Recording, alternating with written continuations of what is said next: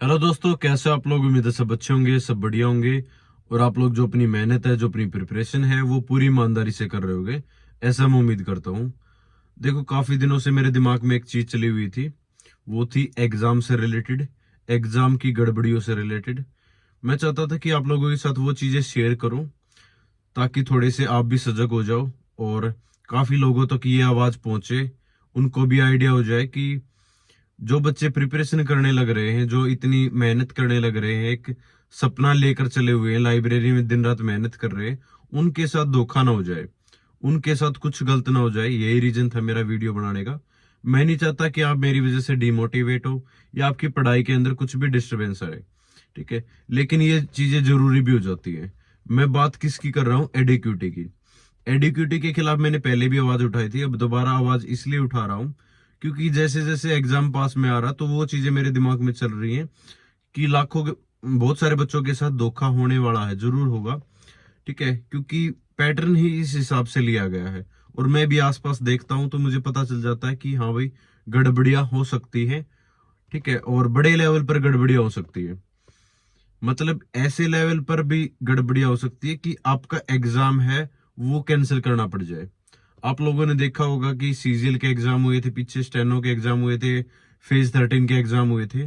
उनमें क्या हुआ था कि बहुत सारे टेक्निकल रीजन की वजह से, और भी बहुत सारे रीजन थे जिनकी वजह से एग्जाम की जो शिफ्ट है या पूरे दिन का एग्जाम है, वो अलग अलग सेंटर पे, बहुत सारे सेंटरों पे कैंसिल हुआ था।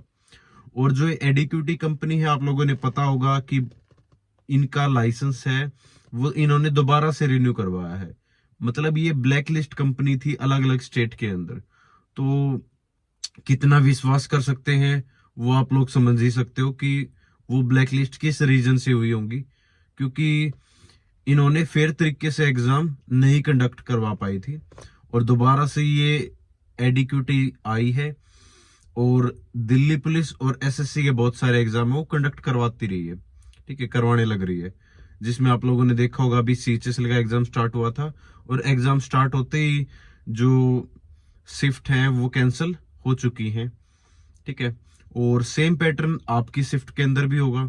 मैं ये नहीं कहता कि आपकी शिफ्ट है वो अच्छे से हो जाएगी।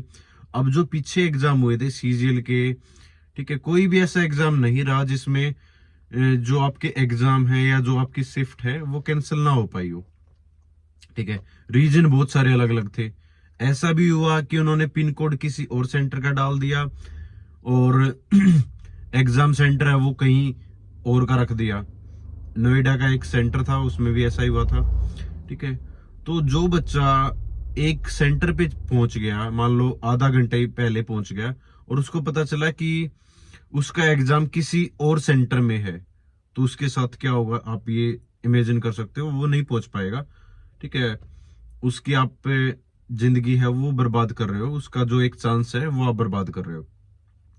दूसरी चीज, पहले भी टीसीएस के अंदर, ठीक है, धांधलियां होती रही है। मैं ये नहीं कहता कि टीसीएस बिल्कुल फेयर तरीके से करवाती थी। हमारी वैकेंसी के अंदर भी, हमारे के बाद भी वैकेंसी के अंदर भी, ठीक है, और बहुत सारी चीजें हैं वो यूट्यूब पे हाईलाइट हुई थी। हमारी वैकेंसी के अंदर खास करके फूलवती नाम से थी एक लेडी। ठीक है, उसके 100+ नंबर थे और उसको कुछ भी नहीं पता था। ठीक है, कुछ भी आइडिया नहीं था। तो उस टाइम पे भी जो पेपर है वो आउट होते रहे हैं। पेपर आउट का मतलब कि स्क्रीन है वो हैक हो जाती है, जो सेंटर होते हैं उसमें जुगाड़ हो जाते हैं। ठीक है, वो आंसर की है वो प्रोवाइड हो जाती है। इस तरीके से जुगाड़ के द्वारा, ठीक है, जो आपका एग्जाम है वो बिक जाता है। और आप लोगों को जो भी समाज में रह रहा होगा ना, उसको पता है कि क्या रेट चल रहा है, क्या रेट नहीं चल रहा है। और एडिक्यूटी के आने के बाद ये जितने गिरोह थे ना, ये पेपर लीक करवाने वाले गिरोह है, ये एक्टिव हो चुके हैं। आप लोग खुद भी रियलाइज कर पाओगे। ठीक है, आसपास पता करोगे तो इस तरीके से ये ज्यादा एक्टिव हो चुके हैं।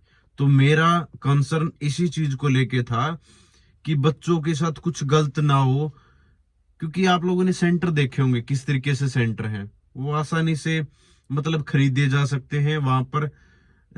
फेयर तरीके से एग्जाम होने का मुझे तो ऐसा लग नहीं रहा कि वो बिल्कुल ही फेयर तरीके से एग्जाम करवा पाएंगे। ठीक है, क्योंकि जब टीसीएस के सेंटर इतने अच्छे थे, सारी फैसिलिटी अच्छी थी, यहाँ तो फैसिलिटी भी अच्छी नहीं है। कई बार तो जो हमारे कंप्यूटर है वो अच्छे से काम नहीं कर पाते, वो हैक हो जा रहे हैं।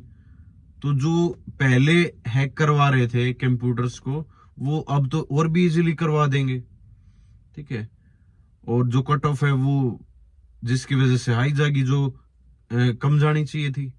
ठीक है ना, आपका जो 27 लाख बच्चों ने फॉर्म भरा है, तो वो कट ऑफ सही आइडिया हो जाएगा कि आपकी कट ऑफ है वो लो जाएगी या हाई जाएगी। वो इसके ऊपर डिपेंड करेगा कि आपका एग्जाम हो कितने फेयर तरीके से होगा।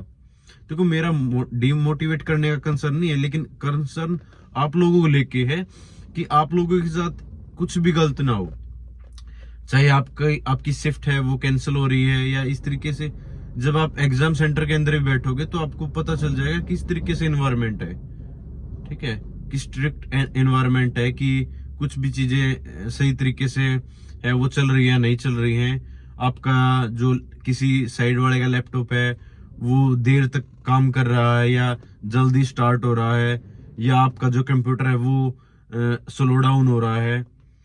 ठीक है, या हैक हो रहा है, या आपका माउस है वो काम नहीं कर रहा, कीबोर्ड है वो काम नहीं कर रहा। आपकी मान लो 10 मिनट भी खराब हो जाती है, तो 10 मिनट का मतलब आपका एग्जाम खराब हो गया। अगर 5 मिनट भी आपकी खराब हो रही है किसी भी एग्जाम के अंदर, तो इसका मतलब ये है कि वो आपका एग्जाम टोटली वेस्ट चला गया, खराब हो गया वो। ठीक है, तो मैं नहीं चाहता किसी भी रीजन की वजह से या तो कंप्यूटर हैक हो रहा है या कंप्यूटर आउट करवा रहे हैं। ठीक है, जो आपका एग्जाम है वो आउट करवा रहे हैं, या आपकी एंट्री है वो डिले करवा रहे हैं। तो कोई भी इस तरीके से नई रीजन शो होना चाहिए। आपका जो एग्जाम है वो फेयर तरीके से होना चाहिए, चाहे वो ज्यादा शिफ्ट में एग्जाम हो जाए बेशक, लेकिन आपका एग्जाम है वो सही तरीके से हो जाए। ठीक है, अगर एक शिफ्ट भी अगर खराब हो जाती है तो लाखों बच्चों का नुकसान है वो हो जाता है। तो काफी दिनों से मेरे दिमाग में ये चीजें चली हुई थी, और मेरे को नहीं आइडिया कि मैं आप लोगों की किस तरीके से हेल्प कर सकता हूँ, क्योंकि पीछे सारी चीजें चली हुई थी, आंदोलन भी चले हुए थे। ठीक है, सबको इन चीजों का पता भी था, लेकिन जैसे जैसे एग्जाम चलते रहे हैं, ठीक है, वो चीजें हैं वो नीचे दब गई हैं। ठीक है, उनको इतना ज्यादा कोई भी हाईलाइट नहीं करना चाह रहा है या नहीं हाईलाइट हो पा रही है। अब देख लो, यूट्यूबर्स हैं बहुत सारे हैं, आदित्य रंजन है, इस तरीके से हैं, कोई भी आवाज नहीं उठा रहा आप लोगों की। सिर्फ अपने उसमें पड़े कि जो फर्स्ट रैंक आई है वो मेरे से आई है, सेकंड रैंक है वो इससे आई है, थर्ड रैंक ये आई है, ये सब फेक होता भाई। ठीक है, ये जो फर्स्ट सेकंड थर्ड रैंक होती है ना, ये किसी भी इस टीचर से नहीं आती। जो टीचर पहले पहुंच गया, उसने कुछ अमाउंट है वो पेशकश कर दी, वो बिक जाता है, वो उसी का हो जाता है। जो ये टॉपर होते हैं ना, ये उसी के हो जाते हैं। ठीक है, लेकिन टॉपर्स को पता है वो अलग अलग जगह से पढ़ा हुआ है, किसी एक टीचर से नहीं पढ़ा हुआ है। ठीक है, तो वो चीजें हैं, लेकिन वो आवाज भी तो नहीं उठा रहे ना जो आपके टीचर्स हैं, जिनके लाखों में सब्सक्राइबर है। हम तो छोटे मोटे यूट्यूबर्स हैं, हम आपकी कितनी आवाज उठा लेंगे ये बताओ, और हमारी आवाज है वो कहां तक पहुंच जाएगी। लेकिन जो बड़े यूट्यूबर्स हैं, जो लाखों में सब्सक्राइबर है, वो आप लोगों की आवाज ही नहीं उठा रहा कोई भी। आपको सेकंड चांस है वो नहीं मिलने वाला। अगर मान लो 1000 बच्चों के साथ भी गलत हो रहा है, तो 1000 बच्चों के साथ जो फैमिली जुड़ी हुई है, उसका जो दुख दर्द है वो लाइब्रेरी में सुबह शाम सब कुछ त्याग करके, सब कुछ छोड़कर जो पढ़ाई कर रहा है, उसके दर्द को समझो ना। उसको नेक्स्ट चांस नहीं मिलने वाला, दिल्ली पुलिस के अंदर तो बिल्कुल भी नहीं मिलने वाला। तो मेरा कंसर्न यही है कि आप लोगों के साथ कुछ भी गलत ना हो, एग्जाम है वो फेयर तरीके से हो, मैं बस यही चाहता हूँ। बाकी आप पढ़ाई करते रहो। ठीक है, ऊपर वाले के ऊपर भरोसा रखो कि आप लोगों के साथ सही होगा, और मैं भी चाहता हूँ दिल से कि आप लोगों के साथ सब कुछ सही हो, बेस्ट तरीके से हो, बेस्ट एग्जाम हो, और अब की बार जो पढ़ने वाला बच्चा है वो सिलेक्शन ले जाए अपने दम पर। ठीक है, तो थैंक यू सो मच, जय हिंद सभी को, नमस्कार।